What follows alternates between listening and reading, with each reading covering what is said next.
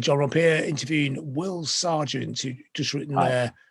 It's a really brilliant book, Will. Bunnymen. It's because you know what you're talking about.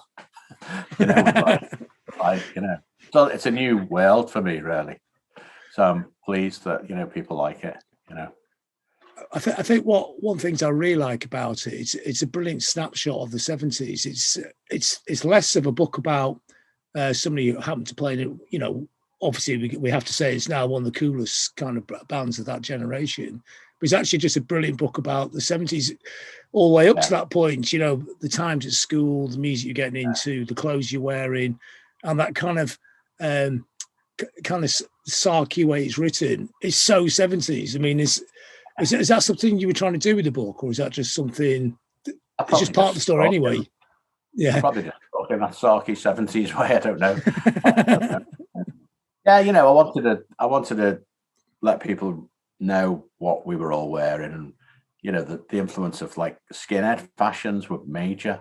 Even like if you're wearing a skinhead, we all had like feather cuts and stuff, but we still wore Ben Sherman shirts with button down collars and like Dr. Martens and turn ups and all that stuff. But we weren't really skinheads. We were something else. That I think at the time they were called. They were either what were they called? Smoothies. Yeah, smoothies. That was a thing, And it was kind of a bit of skinhead and a bit of like the sort of glammy kind of more flares and things like that. So it was kind of a mishmash, and you were only young, so you didn't really know that there was rules. The maddest thing about all these cultures is there is definite rules, but we were too young to know the rules, So we just, I like them scoop neck shirts with the flared sleeves. We're like Keith Emerson. I'll have one of them and put them with me Dr. Martens. Just mad. It was a mishmash. Was that also partially because you grew up Melling and you're outside the city? And I've always been interested because I grew up in a small town as well. There are no rules in small towns. You're on the outside looking in, aren't you? Yeah. Well, I remember like walking round, and I had octagonal shaped sunglasses. I was about 10. These great big look like Elton John sunglasses. Must have looked like a right. They were bright yellow, and I used to walk around the streets like that, and I would, never got my head kicked in. I don't know. I mean, was a lot of this creating like almost kind of sci-fi world to escape like home life, really, just another planet to go and live on? I think so, but at the time I didn't realise that, I didn't realise how bad it was affecting me. I didn't realise that, I was wet in the bed. It was something to do with that, I just thought I was a scumbag, Yeah. There's nobody saying, "Oh shit, my son's wet in the bed. Better get him to the therapist and see what's up with him." There's none of that. It was just like, "You dirty bastard," Yeah, it was like dirty, but that sort of thing. It was an unforgiving decade, wasn't it? Yeah. but like my brother, I sent the book to my brother, and my brother's in it a little bit. He's not in it much, but he's in it a bit, and he's scared to read it. Like he doesn't want to read it. Said to me, I've read a page and a bit. I'm not sure I want to read it. Yeah, I mean, how did that affect him? Did he come out in a different way? Well, yeah, he bailed out as soon as he could when he was like 16 or something. He just went to London with like 40 bob in his pocket. I'm going, and off he went with him. I think him and his mate went, and they didn't have any job or anything like that set up. They just sort of, got their Afghan coats on and off they went. Is he still like follow that kind of music at all, or is he gone back? Is he gone back to the real world? No, he likes. He's a big music fan. Like he likes the Who. Is his favorite band. He got chased around the streets one time because he had like the curly-ish hair. It looked a bit like Roger Daltrey. And he got chased by some girls down the street. He was he was like, chuffed like. Oh, not by the Kirby Skins then. No, he did get chased by some metal dogs when he was tripping one time. He told me, and he said he'd never do it again. there was like these like horrible robotic metal dogs chasing him all around London. How much of that was in his imagination? It's quite funny. Yeah. So music, I mean, yeah, clothes are important, but music is a key driver in the 70s, isn't it? In a way that it isn't so much for people nowadays, but it really was. That whole world, that escape world, was so important, wasn't it? Yeah, it was like, what else did we have? You know, we had two TV channels. Then 1968, we got BBC Two, and BBC Two started playing like weird films and stuff. So that was really good. You know, like Doctor Strangelove, etc., things like this. And but yeah, there was nothing else to do except music and football, wasn't it? That's what people were into. We used to play football all day and listen to music, and that was it. You know, what else? Breaking windows, that was quite popular. Yeah.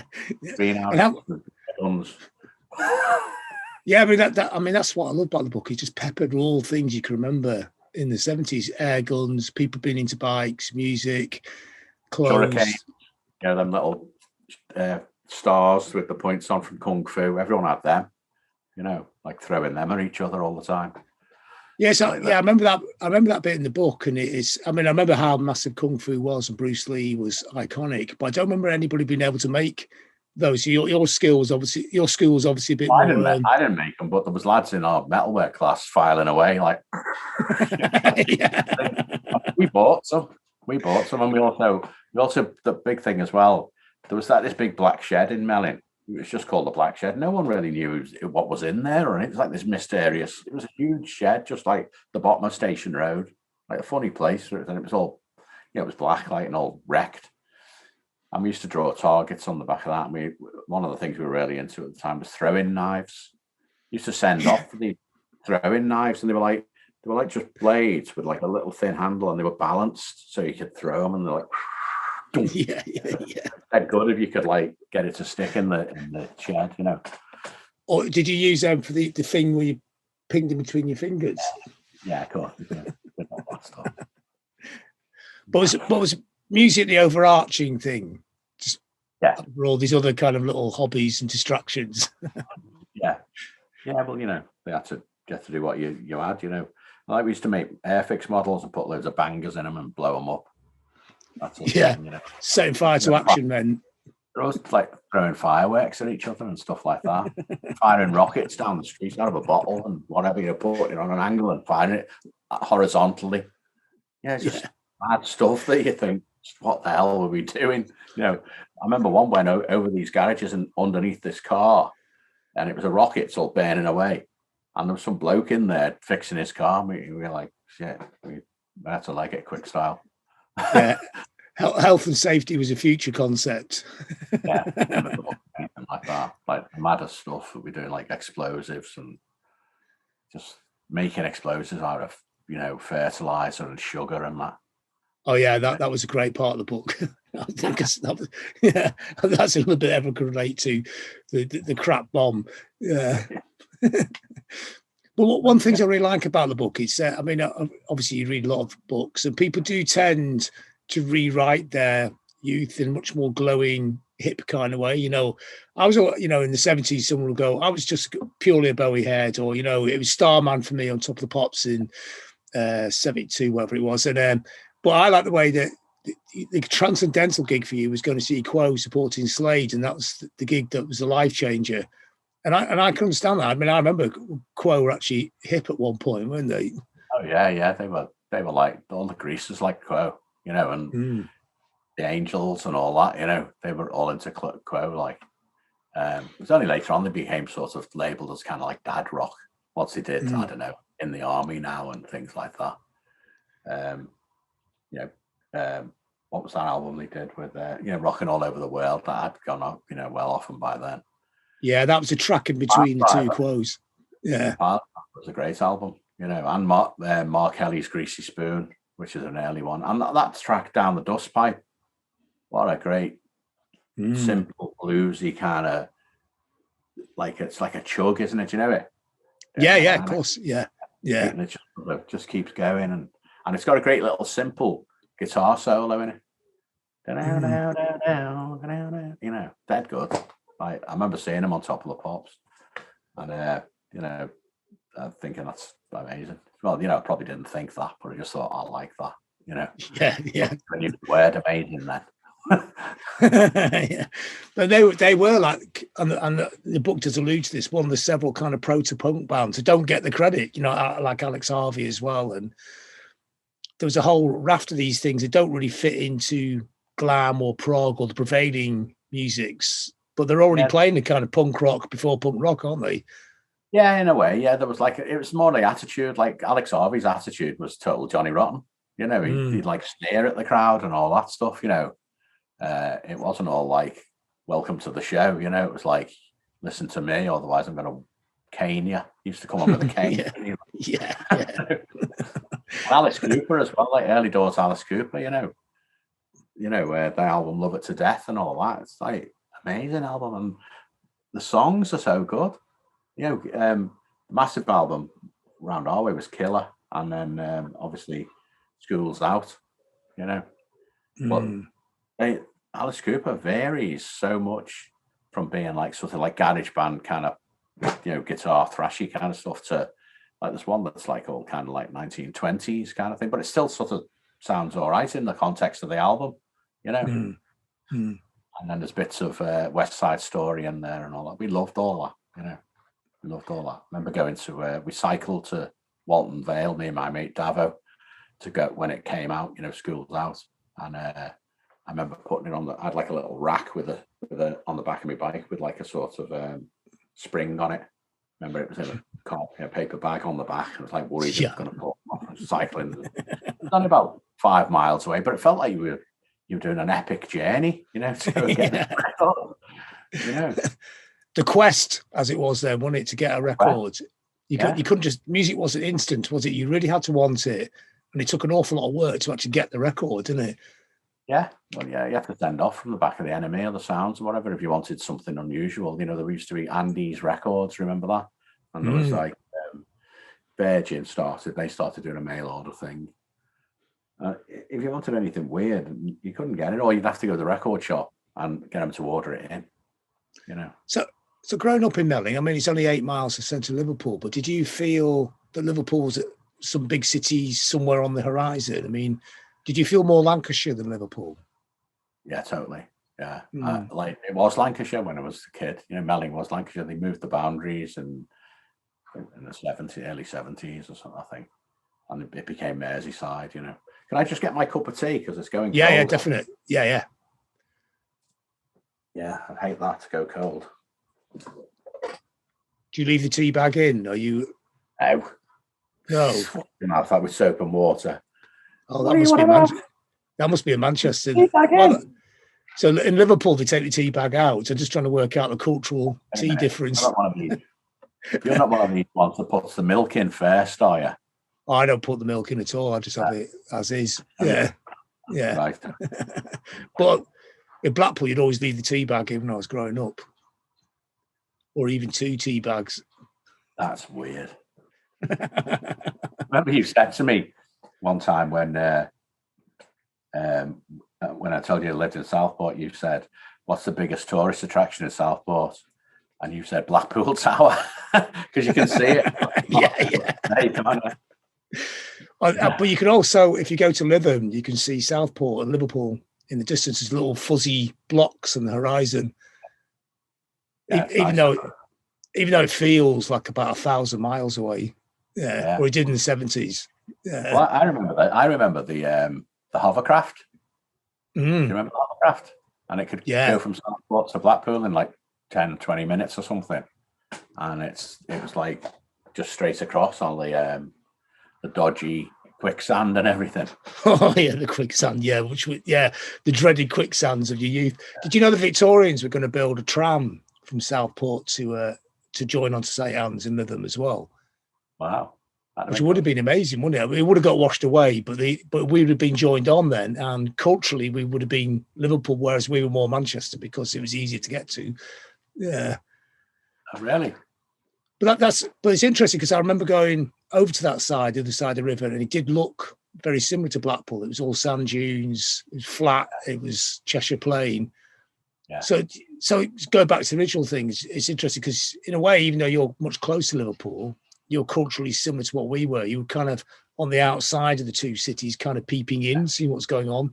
And did it feel like that growing up? Yeah, until I started working in town, because I got a job when I was like, none of my mates had jobs in Liverpool, and it was like an eye opener, because Liverpool all of a sudden wasn't this scary place. I kind of knew it, you kind of get to know a place. Like I suppose if people live in New York, years ago in the 80s, you'd think, God, it's a scary place. But if you lived there, you knew how to deal with it. So I learned how to deal with it by being there every, first of all, it was on a Saturday job. And then that melded into a full-time job as a commie chef. And then I was just there all the time, Yeah, it's a great descriptions of Liverpool. Walking around the streets, the little cobble-back streets, really evocative. Reminds me of going to Liverpool back in the 70s as well. And I'm in a very different kind of city, but that idea of just wandering around the big city and it's on your doorstep and becoming part of it. I mean, did you always feel like, when you initially go into the gigs, and even up to the early days of Eric's, you're very much like a, not a bumpkin, but like a woolly back or whatever. Yeah. In a way, yeah, but there was like me, and there was Paul Simpson. He lived in Orton, and Les both lived in Orton, which is a bit nicer than Melling. So there was three of us, and so we didn't feel that bad. And like the thing is, sometimes you'd spend all your money and there was no way of getting home. Nobody had money for taxis or anything like that. Like I walked home from Eric's a couple of times, 8 miles just to get there and be there. Was that important that sorry, I'm just going to find my way home somehow. But luckily, Les had a car, and then he used to bring us back, and drop us off. And he never drank much, so it wasn't like we were smashed up on the way back. It was just we went there for the people and the music and the DJ and all that stuff really. And half the time the band was irrelevant who was on. You'd go anyway. Before that, the culture just gone around like gigs and things. I mean, there wasn't really anywhere to hang out. It was just you'd see people drifting in and out of gigs that you went to.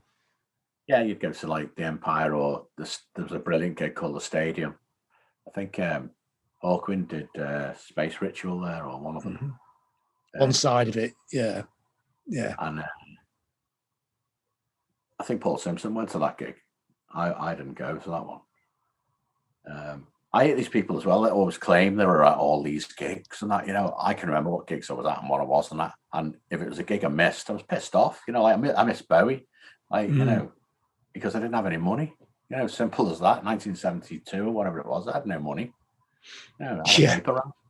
Yeah. £5 a week or something. Well, again, it's one of the strengths of the book. It's somebody who's very much aware this stuff's going on, but you can't always get to it, and it's because it is intangible. Most readers are reading it thinking, "Fuck, that was me as well." You couldn't quite. You love that thing, but you couldn't quite get in the middle of it, and that's probably what most pop culture is for most people, isn't it? Yeah, definitely. It was difficult to be a music fan. It wasn't like it is now, where everything's there on a plate for you. And now the fact that everything is there on a plate for you ruins it, because now it's kind of like diluted. There's no like passion as much as there was from people that listen to music. It's like 10 seconds on the phone. Oh, have you heard this one? What about this one? It's like, listen to the bloody track. And like, the way that it's gone now with the download thing, and tracks aren't getting made. People are just thinking, oh, I'll just do a single. We won't bother with the rest or whatever, So you end up like missing out on tracks that would have been, classics or grew into classics, like, just random sorts of tracks on an album. Like the example I would say is Perfect Day, by Lou Reed. That was just a track on the album, wasn't it? And it became like it was always my favorite track on the record. Obviously like that version that he did with all the the sort of live 80s style thing was a bit shit. But the track is brilliant, on his album. and that wouldn't have been made if, in today's world. You know, it would have been it's not a single. That let's not bother. We won't put that on Spotify. It'd have to be shorter as well, and the hook line would have to come in very early, otherwise it wouldn't fit onto TikTok. and they listen to them on like these crappy little phone speakers. It's like you spent hours and hours getting the sound dead good, you know, like fiddling around with the bass and all that, you know. And it's like on this crappy speaker. It's just like, what's the point? but you're very much from that LP culture. The 70s was album culture, wasn't it? Yeah, I feel sorry for them nowadays that they haven't got that. They haven't got that sort of brilliant, tangible thing to hold. Like, you know, an MP3 on your phone, it's like, you're joking, aren't you? It's like your phone dies, you lose all your stuff, or even if it's on the cloud, you can't get emotionally attached to it. You're walking around with it in your headphones. You're not sharing it with anyone. It's like, it's nonsense, you know. I mean, there's some great descriptions in the book of listening to records, you know, the darkened rooms with your mates drinking tea, not even drugs, just sitting there, the records on, and not skipping the tracks you didn't like, which I completely remember as well. And they would grow on you, and you think, oh, God, it's actually the best track on the album. But I didn't realise. Yeah, you know, that sort of thing, you know. And there were certain albums that there was no bad tracks on. Like, I think the first two Roxy Music albums, there is no bad tracks on them, you know. So that was just pure bliss, you know, from start to finish. And Ziggy Stardust and the Lad Insane and all them, like, you know, the early Bowie ones. You never thought, oh, I don't like this one. You know, they were quality. You know, it's interesting as well because your music taste is quite wide, and when people do their 70s rewrite, they do miss things out. And I kind of like the way that. For you, go to see Quo, Roxy Music, Bowie, Mark Bolan, Led Zeppelin. This is all stuff you love, whereas that's how it actually was for most people. But, you know, in the rewrite, some of those things don't fit together, do they? No, I hate people that deny the past. It's like, you know, what are you on about? You had Topographic Oceans. What do you mean? You only like Wire now. You know, what about, you know, saying Wire, like 154, I think, is a progressive rock album. You know, it's so out there, isn't it? Dark and weird. It's like cross between, I don't know. It sounds to me like Floyd. You know, it could be Pink Floyd, couldn't it? You know, very Pink Floyd. Yeah, I think they're Wire have almost brilliantly made. If Syd Barrett stayed in Pink Floyd and hadn't frazzled himself on acid, could that actually be Wire? Yeah. No, I really love the descriptions of the gigs as well. You know, when you go to a gig and just the mayhem and how nervous you are as well at the gigs, which I think is great as well. You know, because most people, again, they rewrite it as how macho and cool they were, but they were. I mean, gigs in the 70s were quite terrifying if you were 14, 15, weren't they? Yeah, and there was like a butterflies kind of situation going on. You were waiting, like, I don't know whether, like, we've tried to create that in the Bunnymen. Like, we want that sort of build up and kind of, you know, hopefully there's people still getting it. Like, because a lot of the fans are our age, aren't we? You know, so it's kind of, you know, they might still get it, but I don't know whether there's not many bands now around that I'd go and see that I think, oh yeah, I really can't wait to see these or whatever, you know. And I'll have that same feeling. I'd love to recapture that. It's probably to do with youth, isn't it? You know, completely, because educated and all the rest of it. It's such a massive experience. I mean, 1 week you're playing football till 10 o'clock at night, and the next week you're at a mad gig in Liverpool. It is quite a big cultural shift, isn't it? Yeah. We used to, even from when I was about 5, I used to stay out till all hours, you know. Nobody in the house. I'd be out pottering around. And mad when you think about it now. A latchkey kid. Yeah. Didn't have a key. I think the door was always just left open. Really? Yeah. Had a lock. Like, there was a lock on the front door, but the back one, we just used to always be open. Remember 2 girls sneaked in one time when me and Dava were in there having cups of tea and watching probably Late Night Line-Up or something. 2 girls sneaked in from up the road, and we had a bit of a snogging session. They can't get more quintessentially 70s than that. Yeah, just sort of appeared. Broke They broke into the house, I'm surprised that you didn't pick up a guitar earlier. I mean, it actually took, classically, it did take punk to actually spark that moment to go and get an instrument. I mean, I know, yeah. I was having a guitar, just one person would have it in the whole of the town. And it was, I remember that in the mid 70s, only people could really play guitars had them. Nobody else had one, did they? Yeah. I think what it was, we were all listening to like Focus and Jan Ackerman and all this stuff, so it was like this magical power they had. It was like, until punk came along and you had the Slits and people like this going, you can just do this, or the Fall, very simple kind of riffs. And it was just an impossibility to think that you could be in a band. So that's what it was. It was like you needed, like, it seemed to me in my head that you needed to have gone to music school for like 20 years or something, and learned how to play all. It was like this magical code that I didn't have the key to. It was only because of punk and probably the Velvets as well, getting into them that I thought, God, this isn't that hard. And I just bought a little book about chords, just like where you put your fingers. And I just used to change from one chord to another. And that's how I learned how to do it, Not the Burt Weedon guitar book.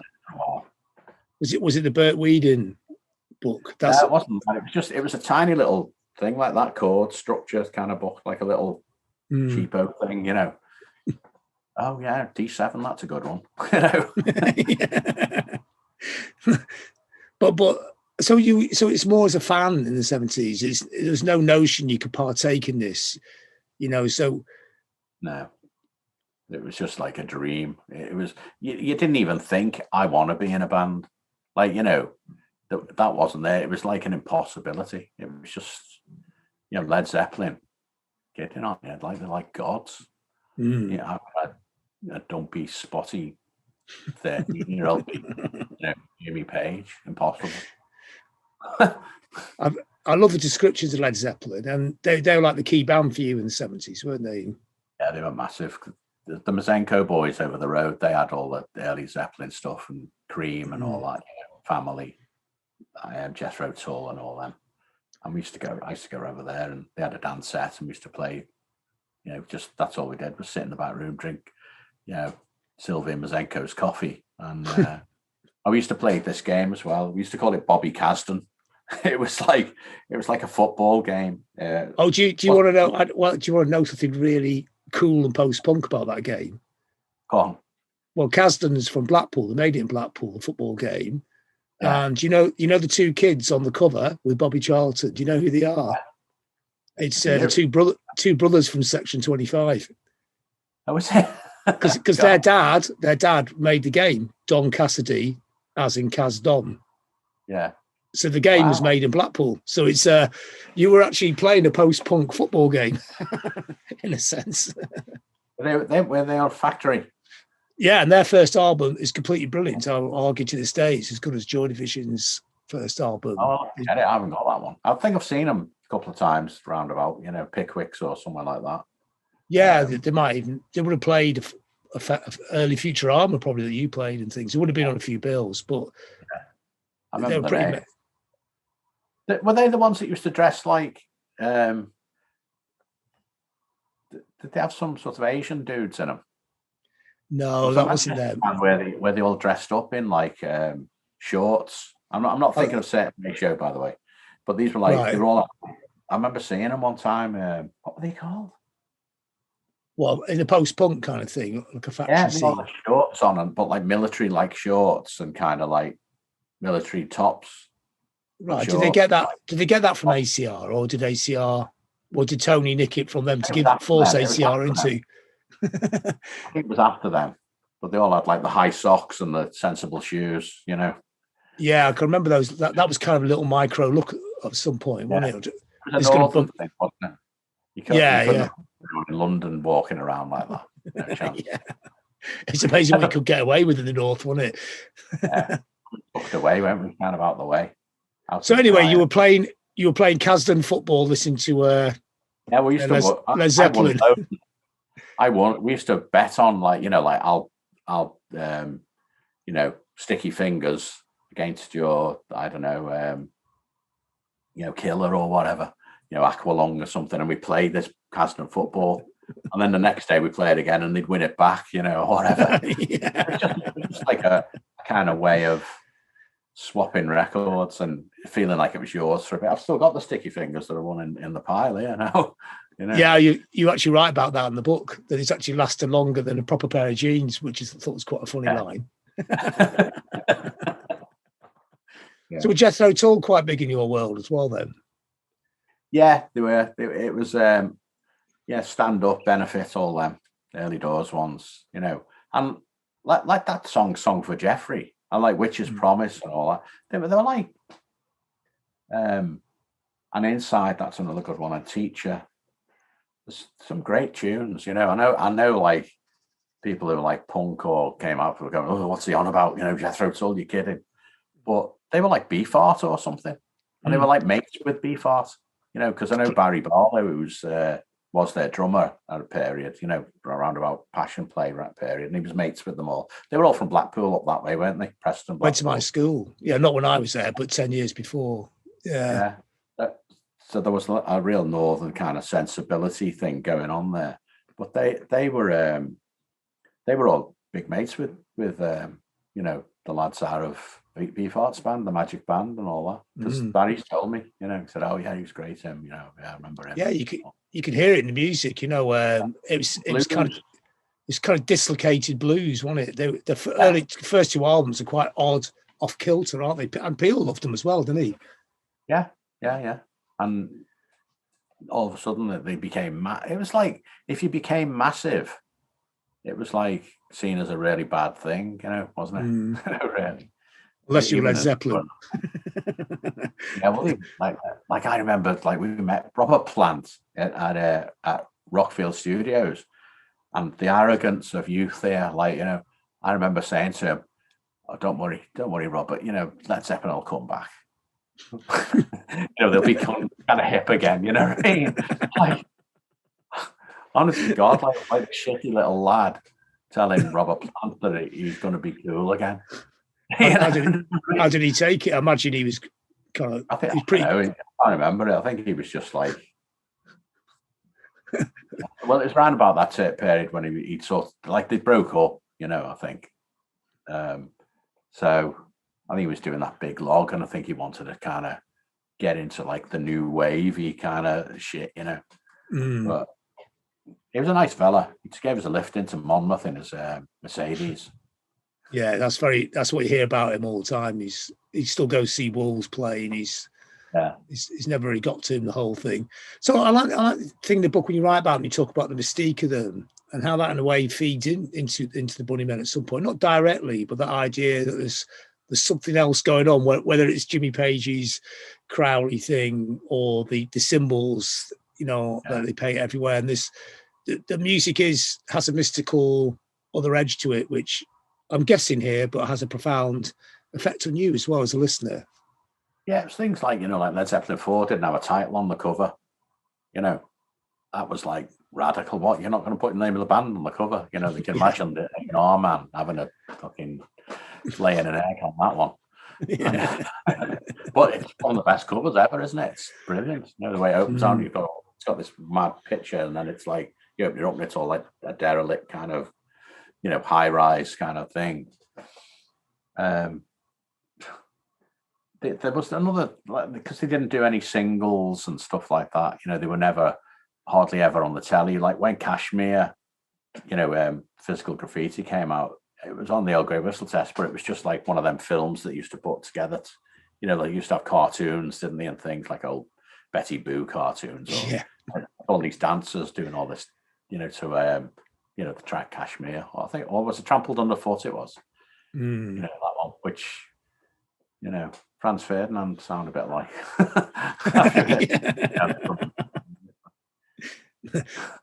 You had to go to them. That was the thing, wasn't it? They weren't going to come to you, which is if you could pull that trick off, it's a hell of a trick to pull, isn't it?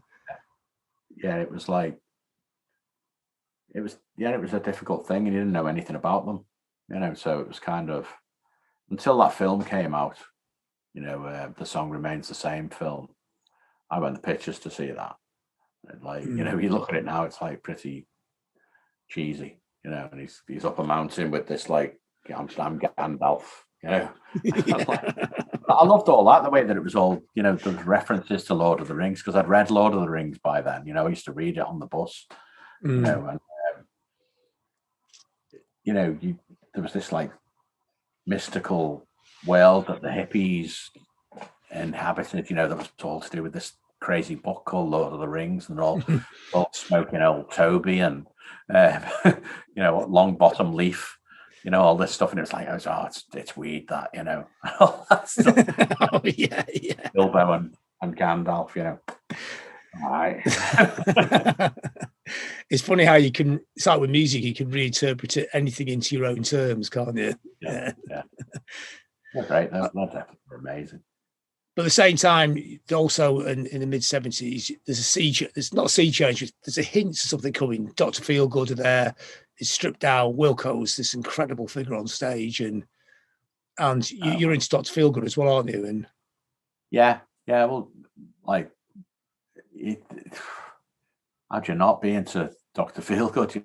Like, especially if you've seen him live. I saw him 3 times, and they were like, that was that real, butterflies in the stomach as you're waiting for them to come on and all that. And it was just amazing. And like, it wasn't like, it was just pure energy, wasn't it? Like, the records, I've got the albums, and they're nowhere near what they were like live, There's some good YouTube films of them live from Canvey Island, I think it is, and you can get the vibe. And the way Lee Brillo used to do that shagging the stage thing, still go, and I think he'd like get down on his hands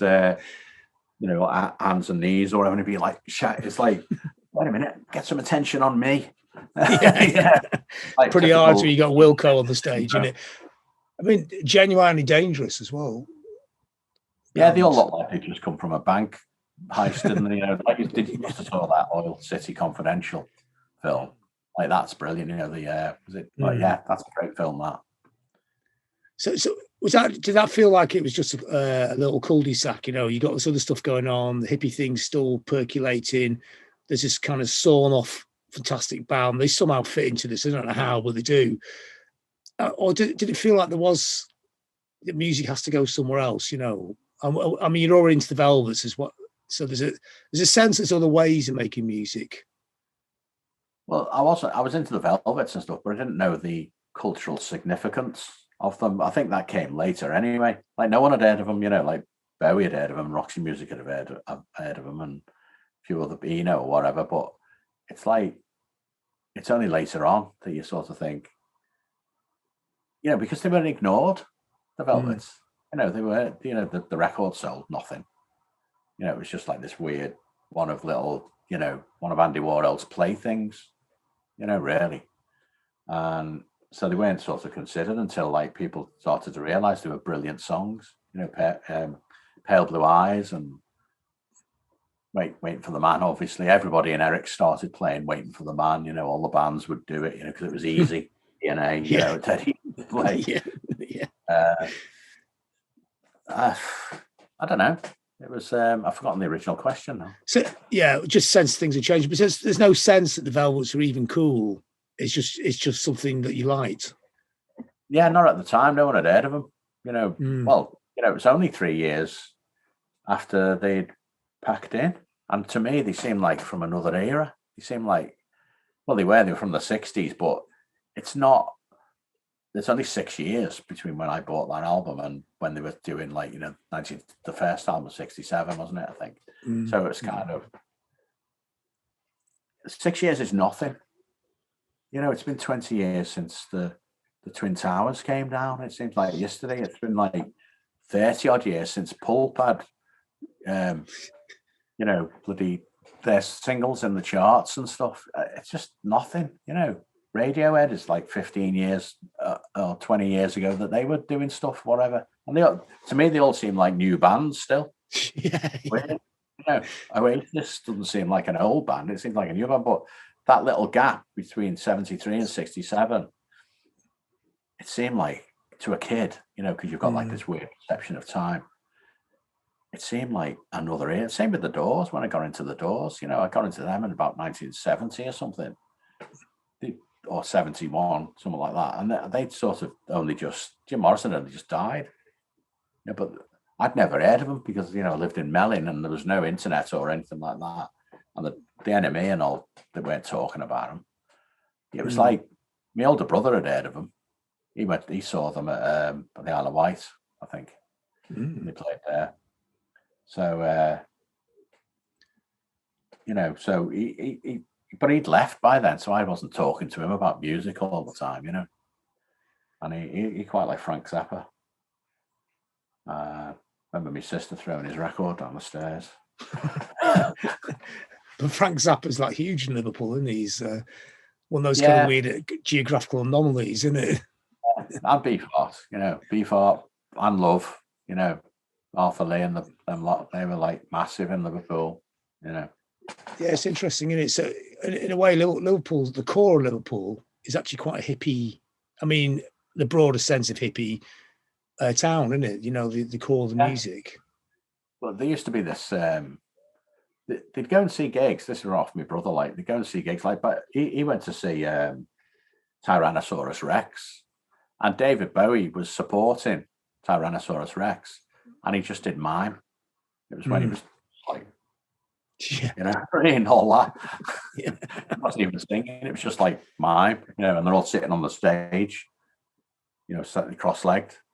And he also saw Pink Floyd early doors then as well. But it was, I think Sid had already flipped his wig. He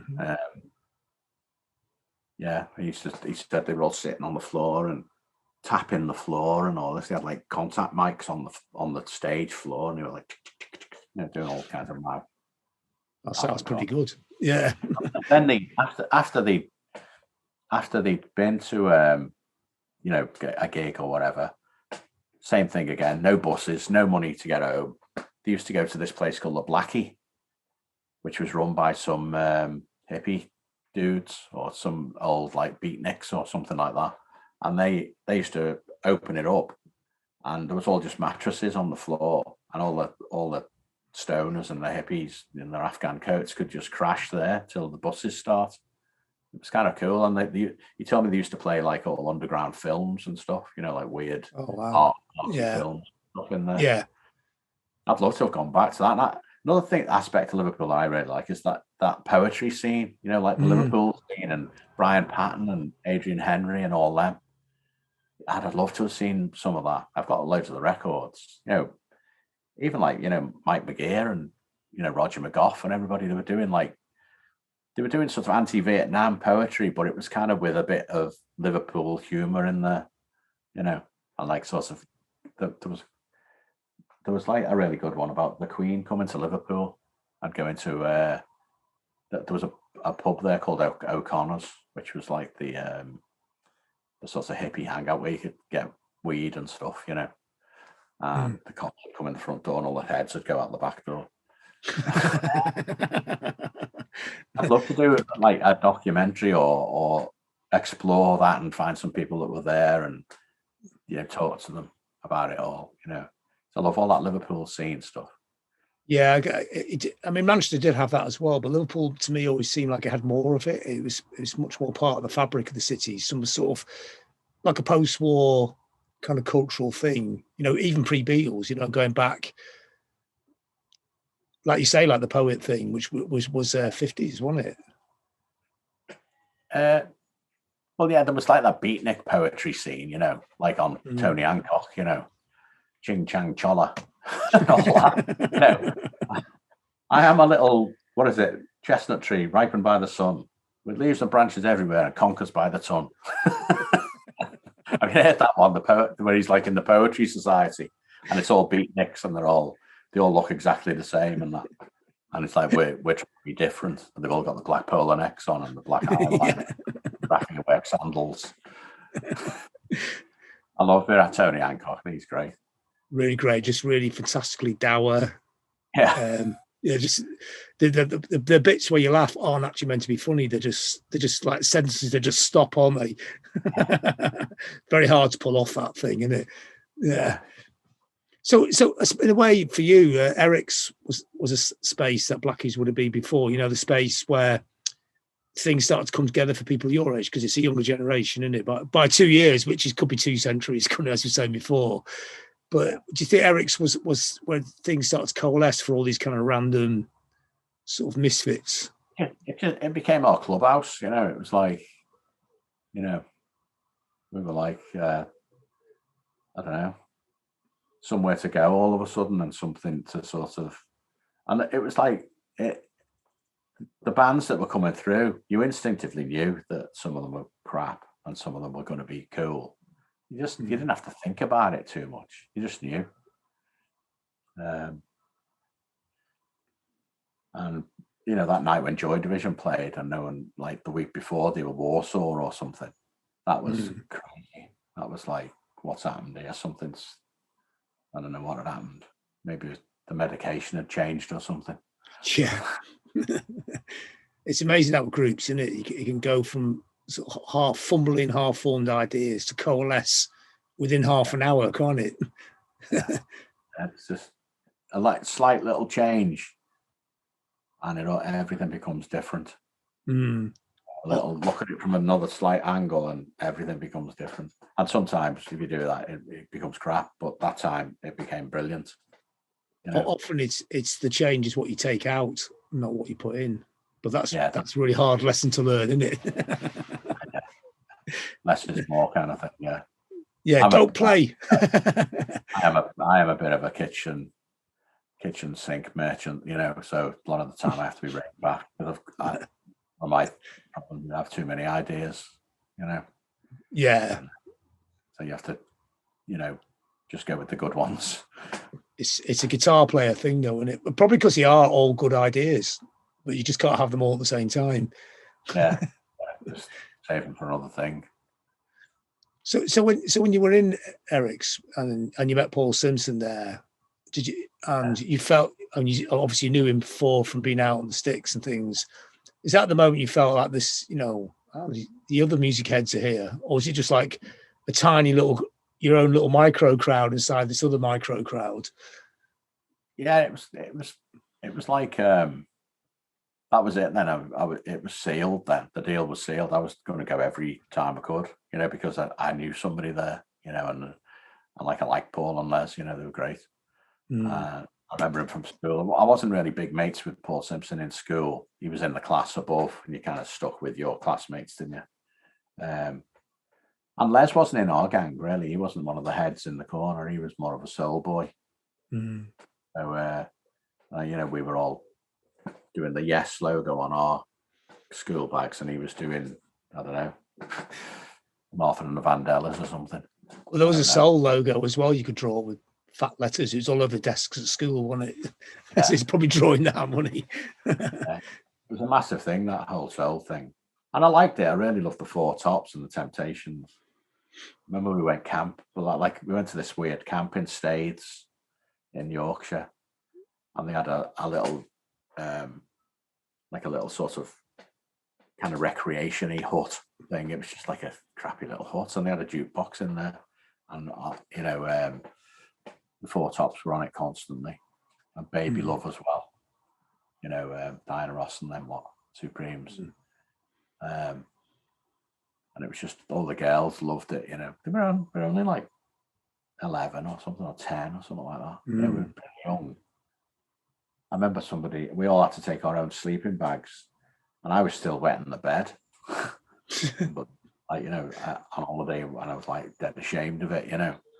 And somebody, like, one of the tricks was, you know, someone had put a load of nettles in my bed, in my sleeping bag.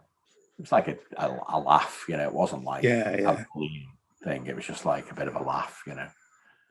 And I was more concerned that, oh God, I wonder if they've noticed that my bed's fucking soaking wet with piss. Oh God, what a nightmare! It's horrible, isn't it? Yeah, especially because school is cruel, isn't it? Unforgiving. Yeah. I'm surprised that, I wasn't christened Stinky or something, because I never used to get properly washed. There was nobody telling me to wash behind my ears or anything, It was just like left to my own devices. I think that's a measure of the 70s more than you, that everybody probably smelled pretty bad. One bath a week, etc. You'd really have to go an extra few yards to stand out. Yeah. So in Eric's, was there a sense of possibility? You're hearing all these amazing new sounds coming in. I guess that's where you first heard Suicide. Would it be getting played, or were you already on them by then? No. I think Paul Simpson had the album, and I heard it, but only after going to Eric's. And then I just got it as soon as I got the money together. And I bought that one. I bought Perubu album. So I started going in 77, sort of spring 77, something like that. But it had already been going a little bit, and it was called something else. It was the Revolution Club at first. And I think it might have been in a different part of the building. And then it came down to the basement. But it wasn't open every week. I spoke to Doreen about this. It was only open, like the Runaways, I think, played, and the Stranglers, Pistols. But I wasn't at any of them gigs. It was before my time, Like some people would say, "Oh yeah, I saw the Pistols at Eric's," but I don't. It's like, I'm telling you the truth there, that I wasn't there, and I wish I was. I never even saw the Clash. The Clash was like about a week or two before I started going. Unless it was still, everyone was still going on about the Clash playing at Eric's. When I went down there, and it really left a massive impression on Eric's and on Liverpool, and all my mates that were there. Paul was there, and Les took photos of the Clash. He's got like loads of photos, but he never bloody prints them out. He needs to get it going. Do something with them, because he's got these brilliant pictures of the Clash, and he printed a couple out. He needs to get the rest going. I know that's like cultural history now. It's not just snaps of a band, is it? Yeah.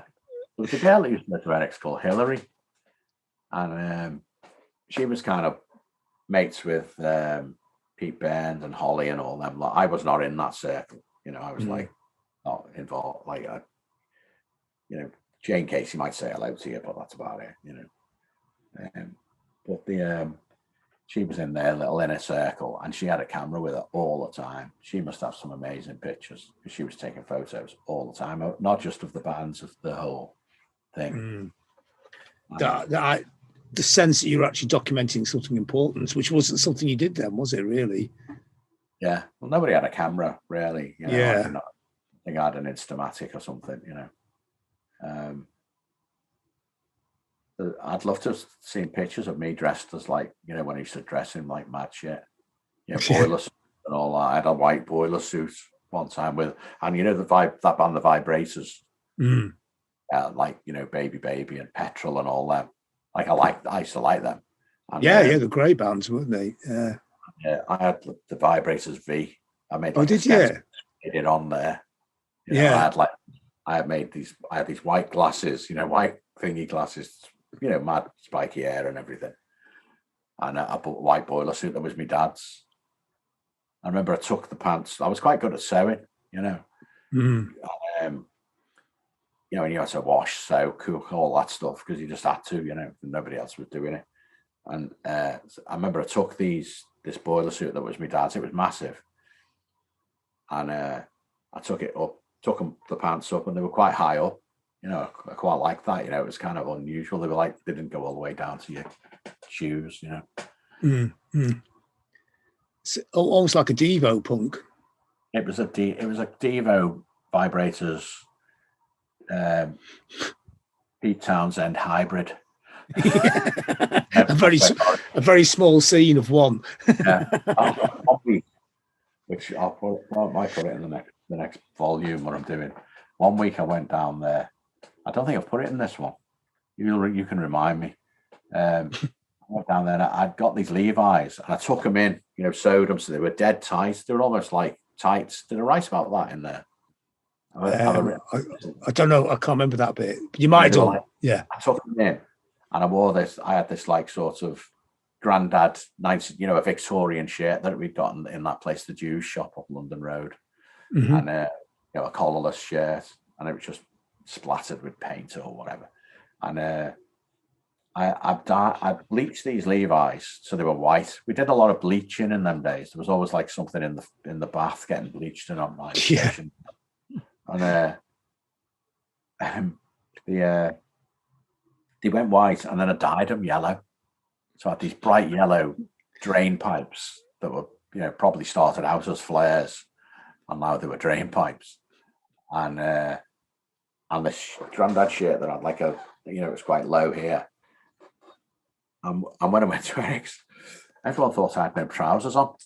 Just like, oh, bloody hell, like, Will's really punky's come with no trousers on. But I guess the cool thing was that nobody could give a fuck.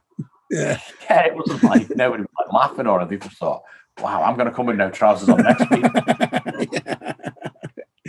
What's interesting reading the stuff in the Eric's bit is that sense of what punk actually really was, because it's been written about endlessly, a million documentaries. But I always, when I see half the stuff, I think that's not quite how I remember it. It was, the music was really eclectic. There was no formal, like you're saying there was no style. There was, it could be anything. Yeah. And the soundtrack was as much Peru Television, Devo, and as much Vibrators, Sex Pistols, Clash, Stranglers. There was no, as the years have gone on, it's kind of narrowed down what's actually meant to be. That point in time for that year, that sense of adventure and no parameters is what was really thrilling about it, wasn't it? Yeah, it was brilliant. And there was a lot of art school vibe as well floating around, because they were like that band Deaf School, in Liverpool. They were another band that kind of were pointing to something else. Even they'd basically come out of Roxy music, hadn't they? Sort of in a way, that sort of style thing that they were doing.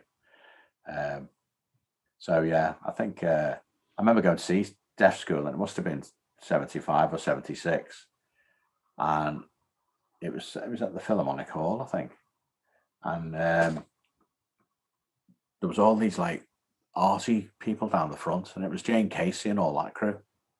They were following them, and they were like friends with them and everything. And it was only later on they realised it was them.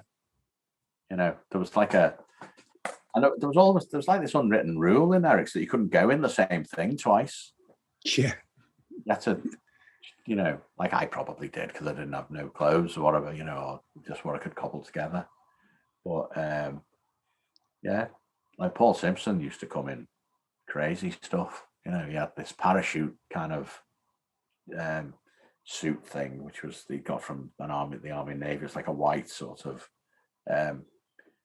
snow time parachuting kind of jumpsuit thing. And in that, and then as it sort of melded into the post-punk thing, everybody was looking to things like Hungarian freedom fighters and stuff like this, like leather jackets and kind of all battered, and like tweed trousers with like walking boots with the thick socks and the pants tucked in like +4s and all this, and like old suits, like really old like suits from Paddy's Market. Yeah, Liverpool always had amazing second-hand shops. Yeah, at the time, more than any other place in the north that I can remember. Yeah, and it was the time when you could go into an Oxfam shop and you could find something amazing. Yeah, so Oxfam was so key. That's another thing that it was good to read about in the book that people don't mention. Oxfam was actually, people in London going about sex and dictionaries, but really in the north it was all about Oxfam, wasn't it? And yeah, and like mutating what you could find. Not just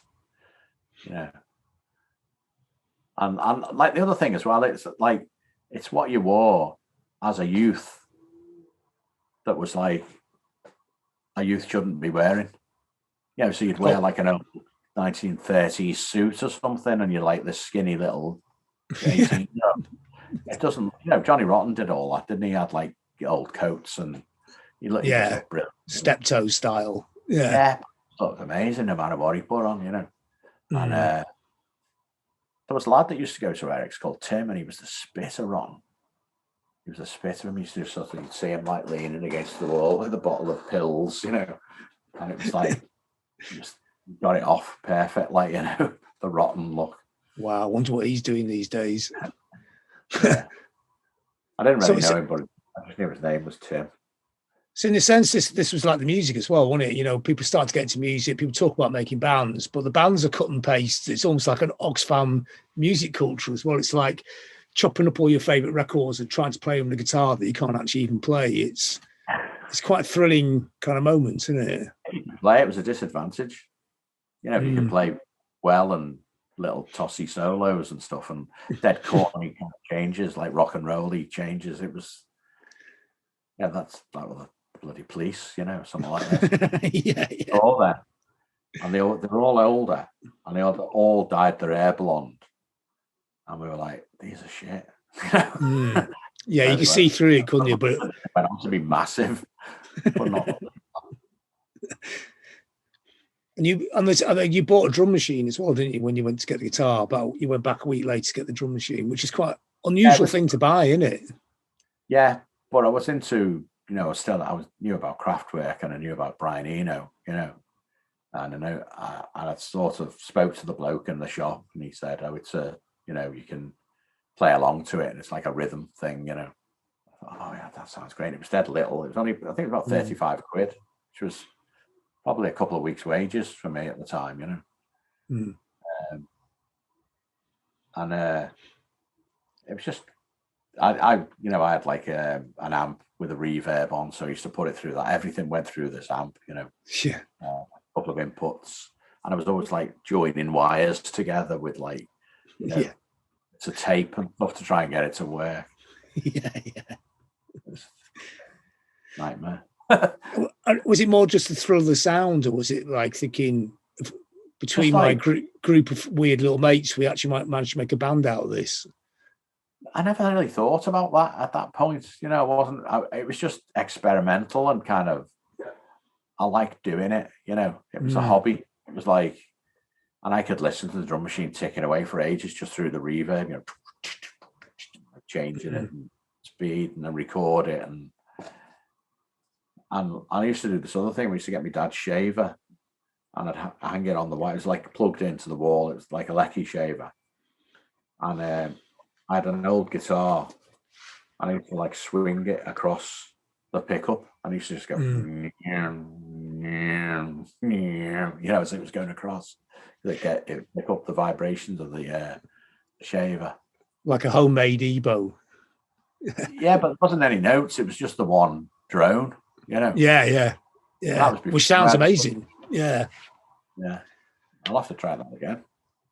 So at what point did this start turning to something that would be more recognizable as music? When you learned to play more than another chord? Basically, when I started to learn to change from chord to chord, and then I bought a I got a Telecaster. I bought the first guitar I had was off Paul Simpson, and I swapped it for a pair of black plastic punk pants, like the shiny. Yeah, swapping was the bartering is key to punk, isn't it? I remember I went down there one time, and I had them black pants on, and I had these great motocross, because I was into about motorbikes as well. I had these motocross, Czechoslovakian motocross boots that had little straps, and they looked very punky. You'd look at them now and think, oh, that's a goth affectation. That's when the Banshees were about. I suppose they started it, really, the goth thing. Saw them at Eric's, and we saw so I had these black plastic pants on, and the lad out of X-Ray Specs, the bass player, came over and he was going, "Oh, where'd you get your motorbike boots?" And it was from the back of I think it was Motorcycle News or something like that. Czechoslovakian motocross boots. They were great. Well, it's a measure of how exotic anything was then, wasn't it? I mean, now you can get everything all at once, but then even motorbike boots were exotic items, weren't they? Yeah. Well, if you went to these were cheap because they were made in Czechoslovakia as well. You know, they were kind of. Do you remember monkey boots? You must remember monkey boots. Like monkey boots were made in Czechoslovakia as well, I think. So that's why they were like the cheap alternative to Dr. Martens, weren't they? You know, Yeah, they were cheap, and also the ones that if people's parents wouldn't buy them Doc Martens because they were skinhead boots, and they were the ones that were considered a bit safer. Yeah. But they actually looked pretty good as well, didn't they? They did, yeah. My missus had a pair, you know.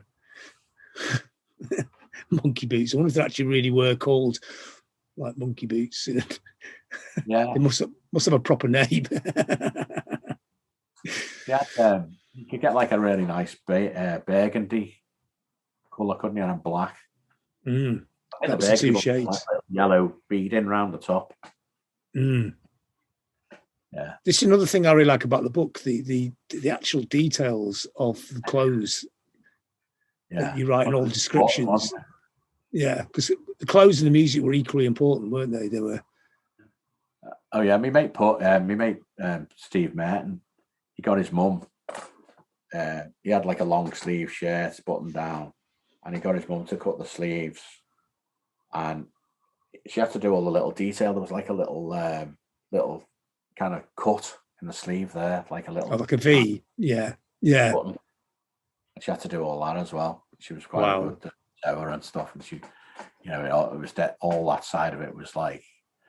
Was that like a sort of Roxy Music GI sort of? No, I think it was more like the Ben Sherman. Okay, sure. Yeah. You know. Yeah. And I remember when Ben Sherman started to go a bit freaky as well, because they started out all just like checks like this and that. This isn't a Ben Sherman; it's a cheapo one. But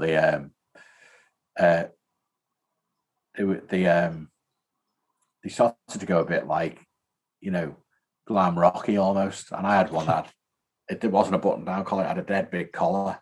You know, kind of like massive collars. Yeah. And it was blue and had like little stars all over it. It's like polka dot but with stars, blue with red stars. I love that shirt. It was great. But because it was a Ben Sherman, it still was okay. You know, you could see it.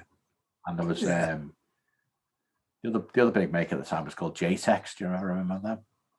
JTEX was like, they weren't as good quality material as, you know, like the sort of cotton that was used in Ben Sherman's. They were a bit thinner, but they had more outlandish designs. Like the checks were bolder and madder and kind of like great big plaid kind of things. And the other great thing, which you never see in charity shops, and I can't believe, I've been looking for stuff in charity shops for years. I mean, like, you know, years ago, penny round collars. Everyone had a penny round collar, but you don't never see them in the bloody charity. I don't know what happened to them all. And they were like, some of them were like dead high up and like great big, like penny rounds, and they were sort of, or other ones were like pointy and just had a tiny little round. And I think they used to call them half penny rounds. Even when you say penny round, it takes you right back to the mid-70s. Even the word. Yeah. And like tulip collars, you remember them? On jackets. My blazer, it wasn't a blazer. It was like just a black jacket with, it had like I think it had two pleats at the back and it was tapered in and that. And it had like a tulip collar like that. And I had my school badge on it. That weird, the 1975 flamboyance period. I remember that because there's actually one bit of the book which was really evocative. Is talk about the parallels, the trousers. I remember that was massive. And when you couldn't even see the shoes, they were so massive at the bottom. But the thing that really gave me an amazing recall was the tie, the massive chunky tie, and how I never worked out how you can make that tie. I could never do the knot properly, but it seems like in your book you learned to do it. There's a knot. Yeah, the big thing, it just fall apart really quickly. Maybe our school tie wasn't built for making those knots, but yeah, that was like a mark of something, style or something, like a massive knot. You got your V-neck jumper and the massive knot. But if you pull the V-neck jumper down, it's like a tiny little bit of tie. Tiny, it's like a serviette or something, wasn't it? Yeah. There's a lot of cloth going on in that period, wasn't there? Yeah. My tie was like a dead thin, crappy hand-me-down off my brother anyway, so I used to just do a little knot. I didn't really try and even attempt the wins are not Yeah. real. But and weirdly, 18 months later, the little knot was the middle of the punk rock style, wasn't it? Yeah. And like buttoning your top button, that was kind of a thing, you know. Like in school, it was all about get your collar buttoned up, you know. Yeah. But it was so hot, and they were always making you do your top button. But then when punk come along, it was kind of okay to do your top button. Yeah, I was on it. Yeah. Undo your top button. Like I know, if you had your button open, it was like 70s and a bit sort of, you know, Rod Stewart. And then if you had it on, it's like Wilco Johnson. Yeah. That was a cultural barrier there, wasn't it? Yeah. So at what point when you got your guitar, your drum machine, was it start morphing to this idea of doing a band? I mean, Les comes around and does some singing, just messing about, really, and it's singing through your reverb. I mean, it was before, Les was like around, and like Paul Simpson would come around and play records, and I'd go to theirs on my motorbike or whatever. So we were all just sort of mates, you know. It wasn't really until Mac started coming around that it was like, it felt like, you know, this could be something. But I don't even remember thinking like that. I never thought, because it was, you know, it was an impossibility to be in a band. Even though punk had come along, it sort of kicked me off doing the guitar and messing around with the drum machine and recording things on my cassette and then bouncing it onto another cassette and so forth and all that sort of stuff. It never struck me that we could be a band until, like, Julian said, you and Mac are messing around, you know, at Will's house. Why don't you support us? When he did that we did that first gig, and we went, yeah, okay, you know, but we didn't really know what we were doing. Yeah. And we didn't even know, like, I knew what a bass was, but I don't think Mac did. He didn't really understand about the bass. And someone said, you're going to need a bass player. And I said, I'll do it, you know, because we were all kind of mates, you know. And then it all just fell into place, you know. And Les was like, he'd never touched, he said, I don't know how he did it. He'd never touched a bass before. And all of a sudden he could play the bass in a simple way, but at solid. And, you know, it's like suicide, like that repetitive thing, you know. Yeah, that's hard to do, to keep it going without being bored or getting distracted, you know. So he was like crucial to the whole thing, really, to have this bed. And like the first gig, Mac didn't play guitar. It was just me doing like little high notes on the E string and this little riff thing that I made. It was like a sub fall kind of idea, you know, like repetition or something. You know, it was like a variation on that. Yeah, I mean, and that basically is the sound, isn't it? Even to this day, I mean, it kind of goes off to different sort of tangents, but that thing where the bass holds it down, repetitive. The guitar does this kind of sparse, esoteric, great parts, always great parts, and loads of space for Mac to do his singing on top. You had it from day one, virtually, from that first sitting room rehearsal. Combination, you know, and it was brilliant, you know. Was there any sense that when you met Mac that he could sing at all? You know, is it just someone had told me, but I knew that he was doing something with Julian, and he'd been sort of like, I didn't think he'd been. I think he just left. I didn't really know the politics of it at all. You know, I just you can sort of guess them. Too many cooks, not enough broth. Yeah, and but it wasn't like a thing. Which it was just like, I don't know what he was thinking. Whether he was thinking, "Oh, I'm going to take this to the toppermost of the poppermost or whatever," but I was just sort of thinking, "This is. I'm interested in music. This is kind of making music, and I'm enjoying it. You know, recording it and playing around with tape machines, and I had a reel-to-reel tape player as well a bit later on. You could do this thing sound on sound, you could record on a couple of tracks, then bounce it to another track, and then you'd have 2 more tracks to play with. You know, so you could record 3 things, I think, and then, or 2 things, and then bounce it to another track. And it was like a weird little Akai kind of deal. So we could get a few things going on, and that's when I started doing like Weird as Fish and all that stuff, and messing around with like experimental ideas. You know? I mean, was there a common ground musically between you and Mac? Was it the Fall that's joining you together? This idea that he was mates with Mark. Very big mate. Unusually, because Mark didn't have a lot of mates, but that was always an interesting relationship, I always think. Yeah, I don't know how he got to know him or whatever. I think they just went to see him, and I think it was just like, oh, it's them lads from Liverpool again, you know, Cocker. Yeah. All right, Cocker. And he was mates with him, but I didn't really know him at that point, you know. Paul Simpson was also mates with him. I used to go and see a lot, you know, and that. So, the Fall occupy an interesting position here, aren't they? Because they have that rudimentary thing that's just coming out of punk, which is the basis of post-punk. They got the garage rock thing very early on, and there's also a hint of psychedelia and that mystique about them as well, even from the first records and the first gigs. Yeah, kind of a gateway to a lot of stuff here, isn't it? And what I liked about them as well was the clothes as well. And Marky Smith wore, he used to wear like the shittest clothes that he could possibly find. There was like nothing stylish about it, but that was what made it stylish. You know what I mean? It was kind of like them jumpers he used to wear, you know, and shiny shirts and just like stuff that you just wouldn't ever wear, you know. And he used to wear it. And the rest of them, they're all like, just like they come from the, I don't know, building site. Yeah. So they kind of stood out by not standing out, didn't they? Yeah.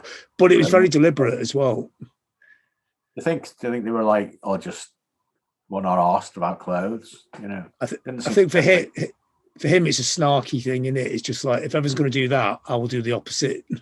Right. because he comes. He's what? You know them 3-star jumpers? Yeah. Oh, we used to have those, yeah. They were a big thing. I'm sure I saw Mark Smith in one of them at one point. Yeah, about 3 years after they'd been in fashion as a deliberate thing. I mean, with you, Mac, early on, was there any other sort of groups, you know, that were crossover points? Well, we both like the Velvets, you know, and like Bowie, obviously. That was pretty much it, really. You know, there wasn't like Iggy, you know. New York Dolls. I really liked, you know, the Modern Lovers as well. Thought they were amazing. Amazing. And, you know, they're not really, are they? They're more, well, I know Jonathan Richman was a massive Velvets fan. A lot of their stuff sounds a bit Velvetsy, doesn't it? You know, they've got that track Velvet Sound. Have you heard that one? Yeah. I mean, he was actually the only Velvets fan originally, wasn't he? He's like in Boston or something. Yeah. So for Mac, was it a bit? He's obviously from the city, and famously always says he's the only Scouser in the Bunnymen. Ian McCulloch always says he's the only. So was it for him to go out to Melling? Was that like going out to the wild sticks to play these kind of weird bumpkins, or? As the crow flies, he lives about 3 miles from me. Yeah, he could have walked down the canal to his house. You know what I mean? Yeah, to get a few buses or 2 buses maybe, or he could have gone on the train up for Zachley or whatever, and you know, come that way, gone to Kirby, and then just walk down. You know, there was like, he never did that. He did a couple of buses. You know, like it was a bit of a thing to do, like, you know, for somebody that doesn't do much. You know, I don't go out of his way, kind of thing. So he must have really wanted to do it. Yeah.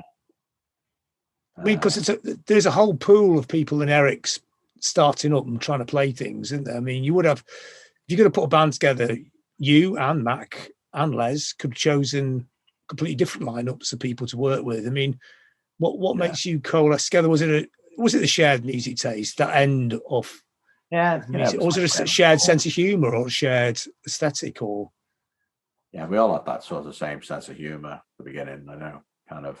I mean, we used to slag everybody off, you know. Dickhead, you know, whatever, you know, stuff like that. Yeah, with all the people in Eric's and bands and stuff.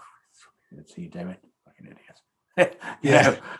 we were like a cut above somehow, you know. I guess that's by knowing what you're not is making what you are, isn't it? So I suppose that's an important process. Yeah. So when you started writing songs, how does that process initiate? Was it just because you just got interesting noises and textures and pieces, and they slowly became songs? The songs really would start out just like coming up with chord sequences, and we'd be both chugging away on chord sequences and throwing, what about E to A or whatever, and what about we do this, you know, that sort of thing. And then Mac could carry on doing the chords, and then I'd go into like little sparkly lead bits, you know. We had and we were kind of into a bit of a funk thing as well. I think it came from, you know, the Velvet's song, what's that one? What Goes On? And there's a great live version on that album, 1969, isn't there, or whatever? And it just keeps going, and they're just like chopping away at each other, like with chords, you know, jing, jing, jing, jing, jing, you know, all that stuff. So it was a lot of that was you know, coming into it, the sort of, and we called it funk, but it wasn't really funk, but you know, we'd sort of think of it as like a funky guitar riff or the funky chord sequence. Yeah. You know? Well, it's rhythmical. It's got a rhythm and a repetition, hasn't it? Yeah. Yeah. We had a couple of songs called Funky This and Funky That or whatever, you know, Funky Well. Yeah. LOL. Something to do with weaning a dog. And at what point did you realise that, oh, wait a minute, this actually is pretty good, what we're doing here, not just fun? We always thought it was good. We were cocky in that way. We always thought this is great, you know. Sound. And I think after that first gig, when Jane Casey came back and was like gushing and going, "That was amazing, that was brilliant," you know, and I was thinking, wow, you know. Somebody else likes it. She was like the queen of Eric's, you know. I really like that early Bunnymen stuff with the drum machine. It's, I mean, obviously when we had the drums in, I mean, what an amazing drummer, but there's just something really unusual about it and really off kilter, but it really works. Yeah. And we never even got into, like, you know, we could have like done a thing where we put the drums down on a track, and we could have, like, you know, counted it and then like pushed in another button so it changed in the chorus or whatever, you know. That's the only way you could have changed the rhythm, but we just kept it ticking away. There's no like fills or different beats. And was it a sense with what you were doing, this is moving away from punk, you know, and what people now call post-punk, but no one ever called it that then, did they? You know, this is a new landscape. You're kind of redefining your music space. Yeah, and there was a lot of other stuff going on, you know, The Cure and Cabaret Voltaire and all that stuff. They had like drum machines, and there's that band in France, Metal Airbane. I like that. Oh, amazing band. Yeah. 1976, 77, they were using the drum machine, weren't they? And super early. Like, fast, and like obviously Suicide as well. So I was aware of these things, and like it was kind of, but it was an unusual thing for a guitar band to have a drum machine. It was generally electronic world, wasn't it? You know, Kraftwerk and Eno and all that. You know, Orchestral Maneuvers.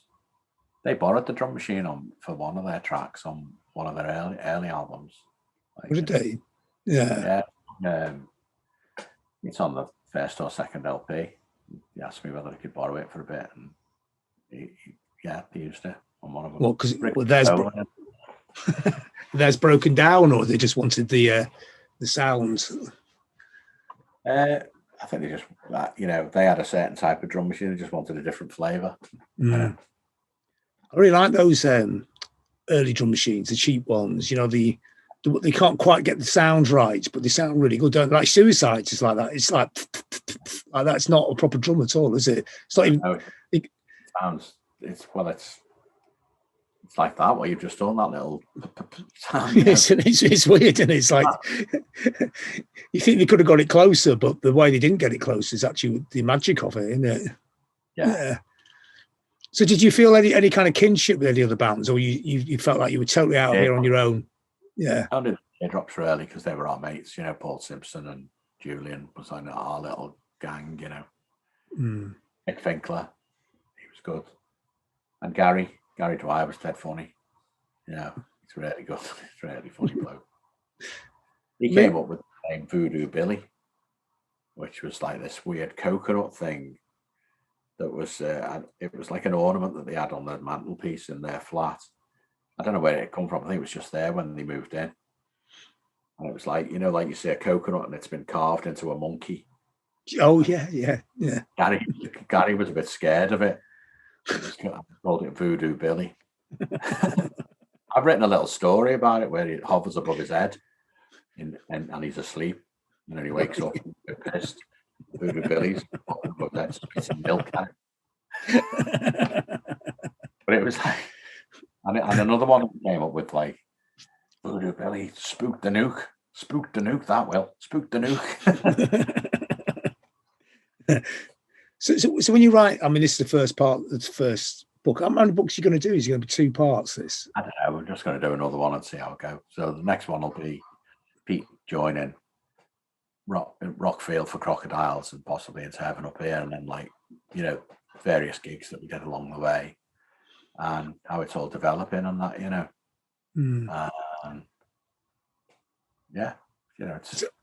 So when you wrote this book, I mean, did it change your mindset at that time? You're writing about relationship with people. Some people have died, some people changed. Does it make you feel sad these things have changed, or was it just brilliant to go back to that port at the time and you inhabited it, and now great, I can go back to where I am now again? Yeah, there was elements where I felt a bit like, God, it was great then. I wish I'd enjoyed it more. Because I was a miserable git. I was very sarcastic, and I was very from my upbringing or whatever, never trusted anybody. So I didn't trust record labels or anything like that. I was like wary of everyone because my dad was. My dad hated the police for some reason. Not the band, the police, obviously. Was justified. The coppers, And I think it came from when he got done for drink driving in 1968. He was one of the very first ones to be banned. Oh, was he? Yeah. And all of a sudden, the Bedford van was not outside our house anymore. It was like tucked away in the woodyard. It was a mad place, that woodyard. There was 5 brothers that run it, sergeants, and they used to make packing cases for Pilkingtons and various other places, glass and stuff like that.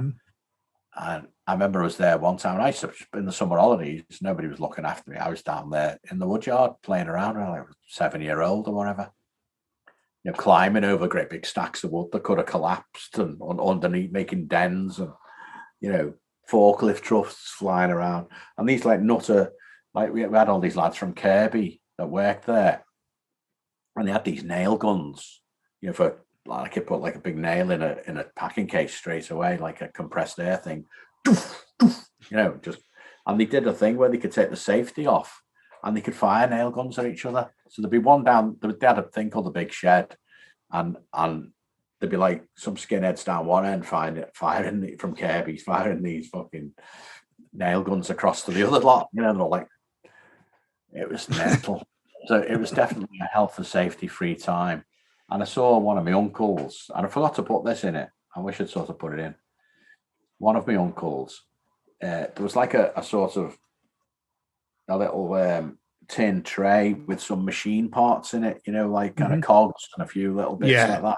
just there, little kid, like wandering around, and he threw it at one of his other uncles on it. You know, they all had like overalls on, and it all went all over him. All this like I think it was diesel that they were soaking in, and then he started throwing matches at him, lighting them and throwing matches at him. But you know, as you know, diesel's not that flammable. Diesel, luckily, yeah. But it was that act of it could have been like, it wouldn't have been petrol because it would have evaporated. But yeah, didn't even know. I know all this now. When I was 7, I saw one of my uncles trying to set one of my other uncles on fire. That's proper hatred in the Sargent family. It's like, it's just weird. You know, there's like, the family was just mad. Like I've started hanging around with one of my cousins, and I never knew him when I was growing up. He's a little bit younger than me, not much, but I never knew him at all. And he says the same stuff about it. You know, his side of the family. You know, they're all fucking. See, in a weird way, you're like the sensible-ish one. Yeah, ish. Comparatively, yeah. Oh yeah, well, yeah. I've already got that mad, really. Yeah, not with the psychotic tendencies. Then. No, I'm quite peaceful. I've only ever had one fight, and I ended up in hospital. Well, there was a lesson learned, wasn't it? Yeah. I mean, it's interesting in the book because you say because of the situation your father, you always avoided confrontation and. Yeah, it was like easier to walk away or run away, you know, or hide, or just forget about it and just move on, just like. And is it how you are in band terms as well? And you know the weird politics of bands and things. Yeah. I'm the dickhead that rolls over. You know what I mean? Yeah. You know, just for the peace of everything.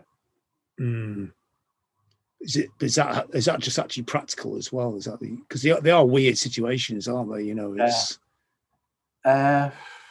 It's just like, it's not worth getting too, you know, bent out of shape over off of it, you know. Like we always had this saying, which was like, tomorrow there'll be a new hurt to heal. Tomorrow there'll be a new hurt to heal. And we all used to say that. Oh, forget about it. Tomorrow there'll be a new hurt to heal. It's a good saying, isn't it? With like label and everything, you know. And as it got on, they were always doing something that we were pissed off with.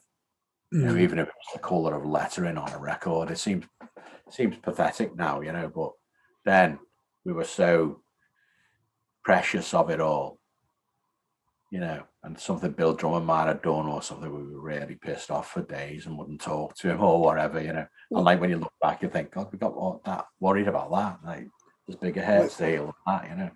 Well, I don't know actually, because it has to be right, doesn't it? I mean, isn't that one thing that makes the Bunnymen a great band? Is it's very detailed and it is a very strong vision, isn't it?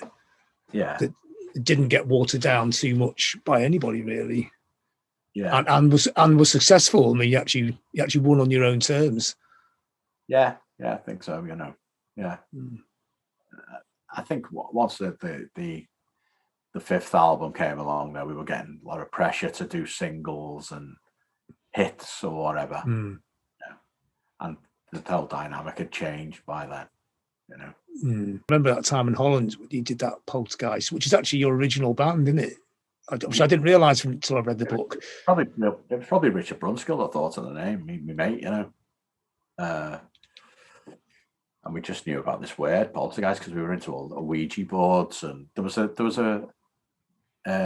magazine that used to come out called Man, Myth and Magic. Do you ever remember that? It was like I do remember the name of it. Yeah, I remember. This is all big. I remember Ouija boards are big as well. That was another reminder.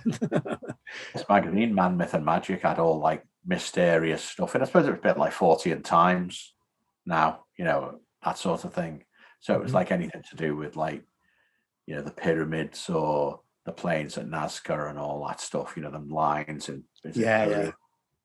And you know, anything like that. And that book was out, Chariots of the Gods. You know, I read all of those. Yeah. You know, And it was like this whole mysterious thing, and we'd probably come across poltergeist in that book, in them magazines. Yeah. It's a great word. It's one of my favourite words. It's a great word, isn't it? And there was actually another poltergeist, which I found out later. I don't think they were a German metal band or something, but I don't think it would be a great name for a German metal band. We'd have to be Poltergeist UK. Which kind of spoils it a bit, doesn't it? Poltergeist West Lancs. Which sounds quite good. It's almost like that'd be like a fall title. Yeah. Poltergeist in a West Lancs. But I remember those gigs in Holland were great. Actually, I thought that was a really interesting thing. So, and there was, when you see people playing together, some people just have that thing where they fit like a glove. And I thought that you and Les really, really have that. And I thought that was interesting. So I'm just wondering if, going back to the early days and he's picking up the bass and he's brilliant and you're sharing all those experiences, is that almost like a regret that he doesn't play music anymore? Yeah, well, he's moved to Australia, so it's a bit awkward. Like, I haven't even got the album. I gave all mine away and thinking, I'll get another one. And then all of a sudden there's none left, So I haven't even got I've got like white labels. But nobody listens to their own records, do they? Unless they're a bit weird. Nobody listens to what, the white labels? No, nobody listens to their own records. You spend a year intensely making it, then never listen to it again. No, I wouldn't. Yeah. No, I don't listen to my own record. I like doing them listening parties, with Tim, yeah. Just, he, like I had to listen to him again, and I did enjoy him. Because I listened to him once to kind of be able to write things, find things to write about. And then played him again when we did the actual live show thing, on his listening party. And I really enjoyed them. I thought they were great because you're looking at it from a different perspective. You're not in the studio after airing. You're listening to like a bloody hi-hat sound for 3 days. And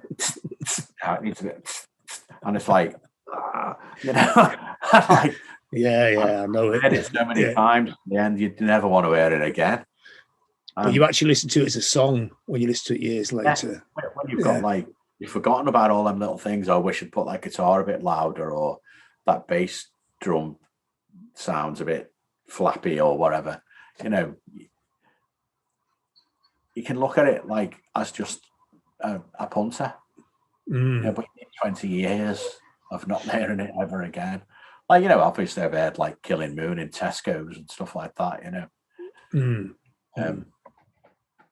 But and the other thing is because we play them live, that's when I hear them. And they're new every time when you play them live. That's just another. People say like, don't you hate playing the cutter every night and all that? No, like, I love playing it. Because you're presenting something that you've created to people that love it. How are you gonna like not get satisfaction from that? That's what I don't understand. It's totally different. Playing it, listening to a record is one thing, but actually playing it on a guitar, even at home when there's no one there, that's a totally different experience, isn't it? Yeah. You're back in the creation of it in a sense, aren't you? It's still physical. Yeah. Like I like that band, the Groundhogs. You ever heard of them? I've seen them. Yeah. Guitarist and all that. And the big record for me, like everybody else, is Cherry Red. That one. It's like a big trip out kind of thing, and he does all kinds of mad stuff where he's like detuning the guitar and then bringing it back into tune and that. And we went to see him in Blackpool. It was, obviously we wanted to see, Cherry Red, Groundhogs doing Cherry Red, and he was doing all this like bluesy stuff which he loves, all like Howlin' Wolf and whatever, this sort of thing, and he loves all them things. But when it came to Cherry Red, he just rattled through it dead quick, so he didn't want to do it. It was like he was pissed off that it was defining the Groundhogs to a lot of people, and we should play that properly, Yeah. I guess if it's defining you as something that you're not, that's frustrating. But on the other hand, it's lucky to be defined as anything. I'll tell you what, though, do you know that track, Cherry Red? Oh yeah. It's very, like, I only noticed it, way after I'd done it, but it's quite over the wall. The guitar, like, the sort of way the guitar freaks out at the end on Over the Wall. Okay. It's quite like Cherry Red. Oh, it's interesting how that can sit in your DNA and it just comes out anyway. I wouldn't have known how to play like Tony McPhee, no chance. Yeah. I wouldn't have even attempted it, in 1971 or whenever it came out, 1970, something like that. And so I don't know. It must have been in there somehow, creeping around in my brain. Yeah. Well, that's how it happens. It all comes back out again somewhere, doesn't it? Yeah. But in a different order if you're lucky. Yeah.